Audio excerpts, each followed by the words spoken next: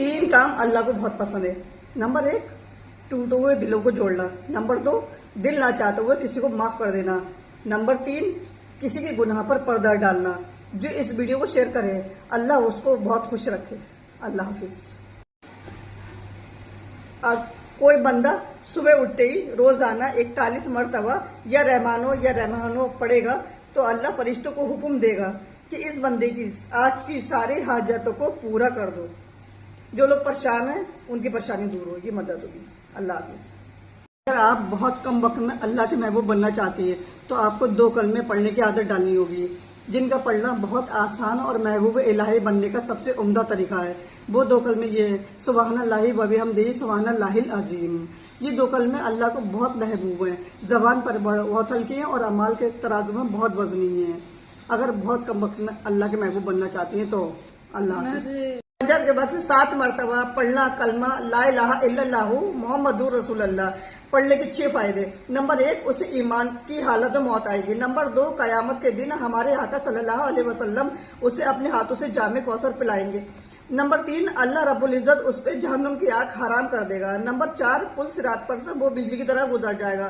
Number 5, कयामत के दिन उसका चेहरा चांद से भी ज्यादा रोशन होगा। नंबर 6, अल्लाह रब्बुल इज्जत उन्हें अपना दीदार करवाएंगे। और हमारे नबी सल्लल्लाहु अलैहि वसल्लम ने यह भी इरशाद फरमाया, जिसका मफहूम है उस शख्स का चेहरा रोशन हो जो मेरी एक हदीस को सुने और उसे बाकी लोगों तक पहुंचा दे।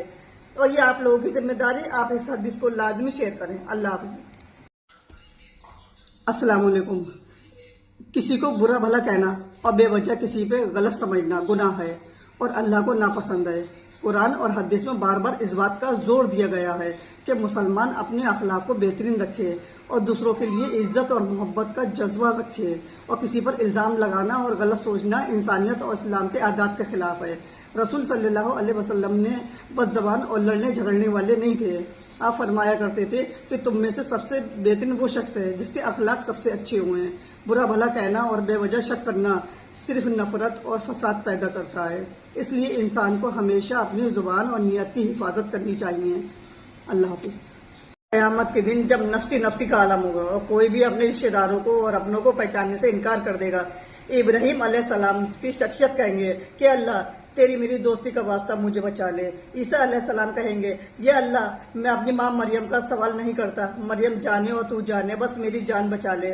और जब सभी अपनी नबी और अपनी अपनी उम्मत को भूल जाएंगे, जब माँ बाप अपने बच्चों को नहीं पहचानेंगे और बच्चे माँ बाप को नहीं पहचानने से इनकार कर देंगे और कहेंगे ये अल्लाह तू हमें बचा ले, तब मेरे प्यारे नबी कहेंगे अल्लाह मेरी उम्मत को बचा ले और मेरी उम्मत को बचा ले। सुभान अल्लाह।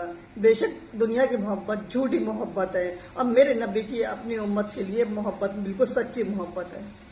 अल्लाह हाफिज। आप इस वजीफे को करते हो तो फरिश्ते खुद चल करके आपके पास आते हैं और आपकी मदद करते हैं। वो वजीफा कौन सा है? वो वजीफा है या रब्बी लकल हम्द। ये खुद फरिश्तों की तस्बीह है, फरिश्ते इसको पढ़ते हैं, या रब्बी लकल हम्द, या रब्बी लकल हम्द। अल्लाह हाफिज।